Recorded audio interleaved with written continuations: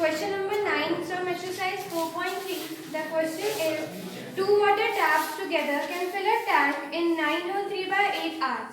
The tap of larger diameter takes 10 hours less than the smaller one to fill the tank separately. Find the time in which each tap can separately fill the tank.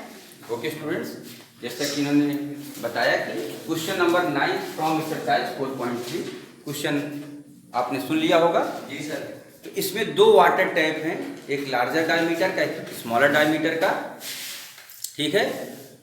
और पूछ रहे हैं कि अगर दोनों एक साथ किसी टैंक को भरते हैं तो 9 होल 3/8 आवर्स में पूरा टैंक फुल हो जाता है। और इसको अगर फ्रैक्शन में लिखेंगे, इस फ्रैक्शन को थोड़ा सॉल्व करेंगे तो आएगा 75/8 आवर्स। Is it clear?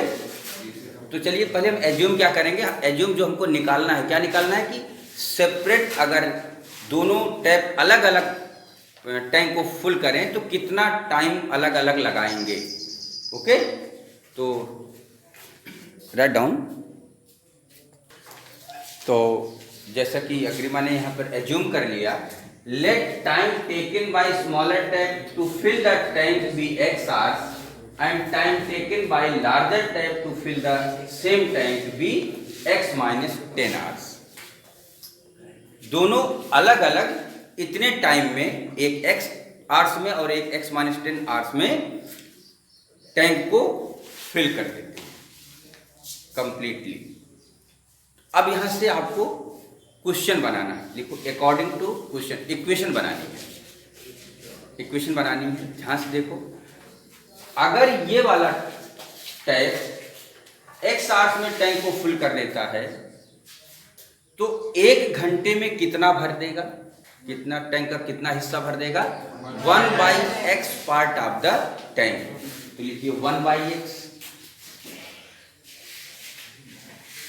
अच्छा, अगर ये वाला टैप x minus 10 आवर्स में, ये जो लार्जर टैप है, लार्जर टैप अगर x minus 10 आवर्स में पूरा कंप्लीटली फिल कर दे रहा है टैंक को, तो 1 घंटे में कितना भर देगा, 1/x minus 10 plus 1/x minus 10 करो।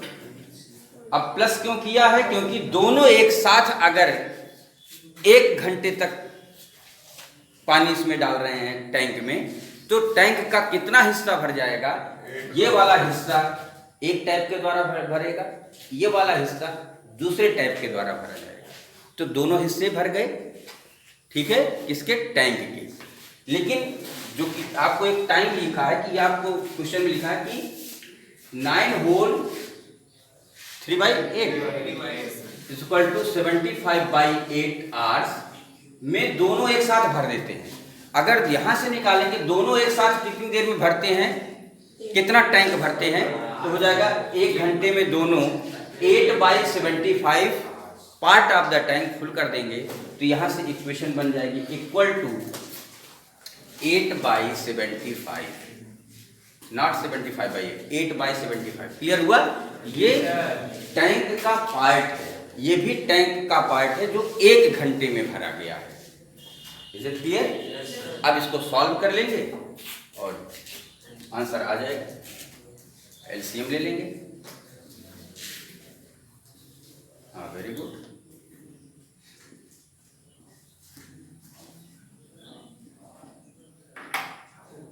ठीक है, समझ में आ रहा है? एलसीएम लगाकर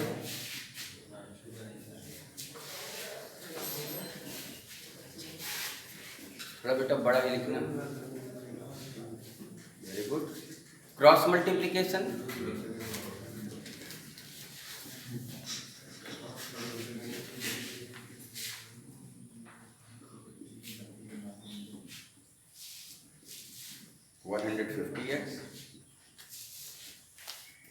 minus 750, 8x square minus 80x।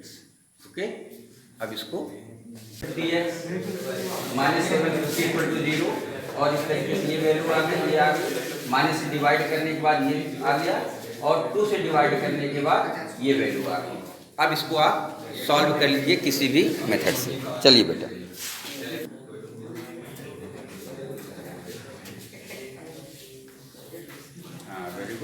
Equal to 0, आगे ऊपर लिखना बेटा, हो सकता है कि ना आए, एक डिसिम्प्लाइज उधर लगाओ, लाइन ड्रा करो, तो जाके x equal to 15/4, x equal to 15/4, ठीक, लिख देना नॉट पॉसिबल, अभी बताएंगे क्यों नॉट पॉसिबल। और दूसरा हो गया x इक्वल टू हो जाएगा 25, यही इसका आंसर होगा, ठीक है। तो अब आपको ले जाएगा, पहला आंसर हो जाएगा time taken by smaller tap equal to 25 hours, time taken by larger tap equal to 25 minus 10 15 hours, इसको लिख दीजिए final answer. Time taken by larger tap, sorry smaller tap, time taken by smaller tap equal to 25 hours, और time taken by larger tap equal to 15 hours.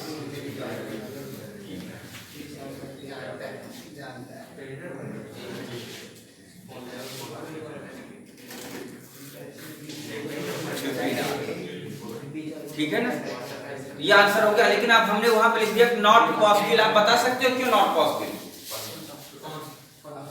क्या बताएं नहीं सब point में आएगा, तो सब एग्जैक्ट टाइम तुम्हारा काम होता है, 1 घंटे 15 मिनट नहीं पढ़ सकते हो, 1 घंटा पढ़ेंगे, 2 घंटा पढ़ेंगे, 3 घंटे,